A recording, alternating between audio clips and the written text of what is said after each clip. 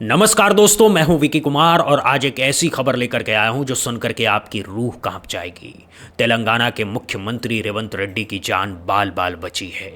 इनका विमान हैदराबाद के रनवे को छूकर भी नहीं उतर पाया और फिर से हवा में उड़ गया। 30 मिनट तक आसमान में चक्कर लगाता रहा। सीएम साहब की जान हलक में अटकी रही और सोचिए ज़रा, अगर वो दूसरी लैंडिंग भी नाकाम हो जाती तो क्या होता। अब सवाल ये उठ रहा है दोस्तों कि क्या ये सचमुच खराब मौसम की वजह से हुआ था, तकनीकी दिक्कत थी, या फिर इसके पीछे कुछ और भी है जो हमें दिखाई नहीं दे रहा है। क्योंकि इस देश में पिछले कुछ सालों में एक बहुत ही अजीब सा ट्रेंड चल पड़ा है। एक ऐसा फैशन शुरू हो गया है जो सुनने में हंसी लगे लेकिन देखने में कलेजा कांप जाए। वो ट्रेंड है विमान हादसे का। जिस भी नेता का बीजेपी से पंगा हो, जो भी शख्सियत सरकार की पोल खोलने लगे, जो भी बड़ा आदमी असहज सवाल पूछने लगे, बस थोड़े दिन बाद खबर आती है कि उसका विमान गिर गया, हेलीकॉप्टर क्रैश हो गया, चार्टर प्लेन हादसे का शिकार हो गया। और सबसे मजे की बात यह है कि जब भी ऐसा होता है, सबूत के नाम पर कुछ नहीं बचता। क्यों नहीं बचता?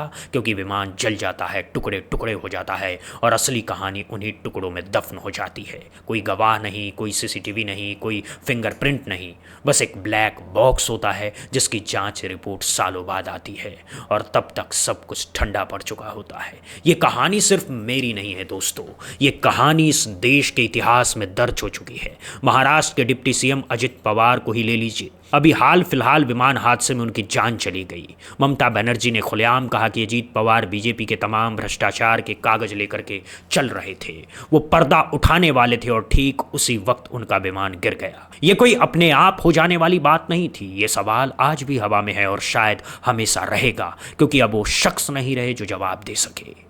इसके बाद गुजरात के पूर्व मुख्यमंत्री विजय रूपाणी का नाम याद कीजिए। अहमदाबाद के प्लेन क्रैश में इनकी भी जान चली गई। कोई पूछ रहा है कि आखिर उस दिन उस विमान में विजय रूपाणी को होना ही क्यों था। कोई सवाल कर रहा है कि क्या ये सिर्फ इत्तेफाक था या फिर कोई तय की हुई पटकथा। लेकिन जवाब कहीं से नहीं आता। और ये तो सिर्फ राजनीति की बात है। सेना की बात करें तो देश के तीनों सेनाओं के प्रमुख यानी कि डीसीएस विपिन रावत का हेलीकॉप्टर हादसा किसे याद नहीं है। अपनी पत्नी के साथ हवाई यात्रा कर रहे थे और पूरा चौपर धू धू करके जल गया।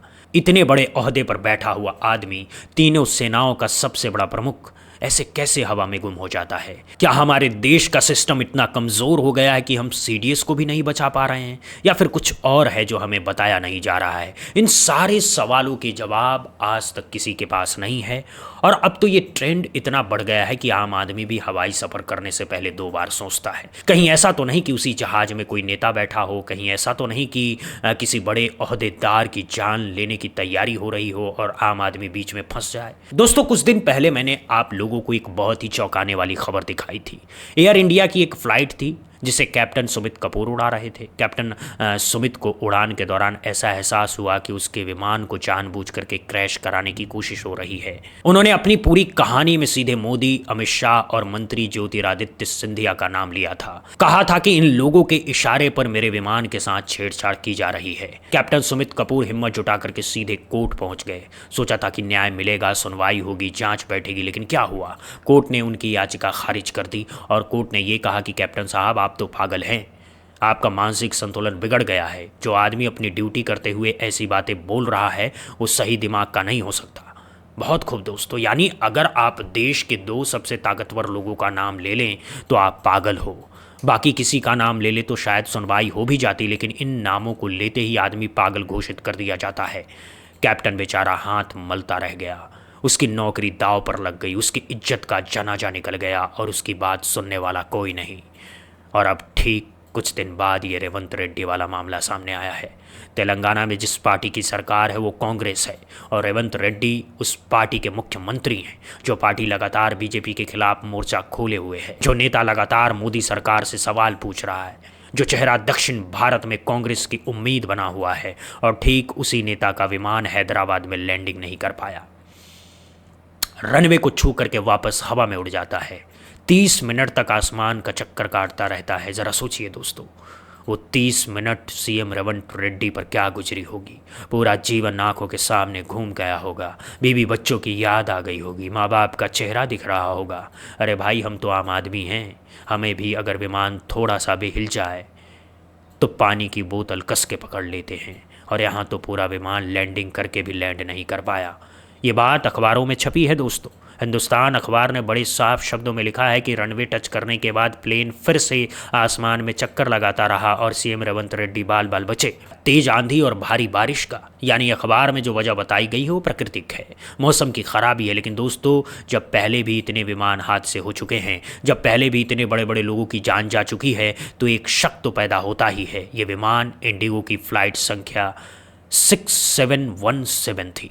दिल्ली के इंदिरा गांधी अंतर्राष्ट्रीय हवाई अड्डे से शाम 6:15 पर उड़ान भरी थी। इसमें भी 20 मिनट की देरी हुई थी। हैदराबाद के राजीव गांधी अंतर्राष्ट्रीय हवाई अड्डे पर रात 9 बजे से थोड़ा पहले उतरना था, लेकिन ऐसा हो नहीं पाया। रनवे को छूने के बाद विमान का जो नियंत्रण था वो एक पल के लिए डगमगा गया। पायलट को अंदेशा हुआ कि अगर ज़बरदस्ती लैंडिंग करने की कोशिश की तो पूरा विमान क्रैश हो सकता है। उसने अपनी सूझबूझ का पूरा इस्तेमाल किया और तुरंत ही थ्रस्ट बढ़ा करके विमान को दोबारा हवा में उठा लिया। इस तकनीक को गो अराउंड कहते हैं। ये कोई नई चीज़ नहीं है। पायलट लोग इसका इस्तेमाल तब करते हैं जब लैंडिंग सुरक्षित नहीं लगती। लेकिन बात यहाँ तकनीक की नहीं है, बात है समय की। इतने सारे हादसों के बीच अगर एक और नेता का विमान लैंड नहीं कर पाता है तो सवाल तो उठते ही है। 30 मिनट तक विमान हवा में लटका रहा। पायलट ने पूरी तसल्ली से हालात संभाले, ईंधन का हिसाब लगाया, मौसम का जायजा लिया, टावर से बात की और तब दोबारा लैंडिंग की कोशिश की। इस बार लैंडिंग सफल रही। सारे यात्री सुरक्षित उतरे। मुख्यमंत्री रेवंत रेड्डी और उनके साथ सफ़र कर रहे बाकी लोग बच गए। एयरलाइंस के अधिकारियों ने अपना नाम गुप्त रखते हुए यही बताया कि हैदराबाद में उस वक्त तेज बारिश हो रही थी। लैंडिंग की जो अप्रोच थी वो अनस्टेबल हो गई थी, इसीलिए क्रू ने गो अराउंड करने का फैसला किया। सब कुछ प्रोटोकॉल के हिसाब से हुआ। सुनने में सब कुछ सही लगता है दोस्तों, मानने में भी कोई दिक्कत नहीं है। बारिश हो सकती है, आंधी आ सकती है, तकनीकी समस्या हो सकती है, लेकिन ये तो बताइए कि ये बारिश और आंधी सिर्फ विपक्ष के नेताओं के विमानों के साथ ही क्यों आती है? बीजेपी के मंत्रियों के विमानों के साथ ऐसा क्यों नहीं होता है? मोदी जी के विमान के साथ ऐसा क्यों नहीं होता है? हर बार जिस भी नेता का विमान संकट में फंसता है वो या तो कांग्रेस का होता है या फिर किसी विपक्षी दल का। ये कैसा इत्तेफाक है दोस्तों? मौसम भी बड़ा चालाक है, जानता है कि किसका विमान गिराना है और किसका बचाना है। और ये पहला मामला नहीं है इस हफ्ते में। इसी हफ्ते की शुरुआत में एक और दिल दहला देने वाली खबर आई थी। दुबई से मुंबई जा रही एक और इंडिगो की फ्लाइट को राजकोट इंटरनेशनल एयरपोर्ट पर आपातकालीन लैंडिंग करानी पड़ी थी। एयरलाइंस ने अपने बयान में साफ कहा कि विमान में तकनीकी गड़बड़ी थी। एएनआई की रिपोर्ट के मुताबिक कार्गो होल्ड में धुआं दिखा था, जिसकी वजह से पायलट को विमान का रास्ता बदलना पड़ा। राजकोट एयरपोर्ट के डायरेक्टर ने भी पुष्टि कर दी कि विमान सुरक्षित उतर गया। लेकिन सोचिए, अगर वो धुआं ज़्यादा फैल जाता तो क्या होता?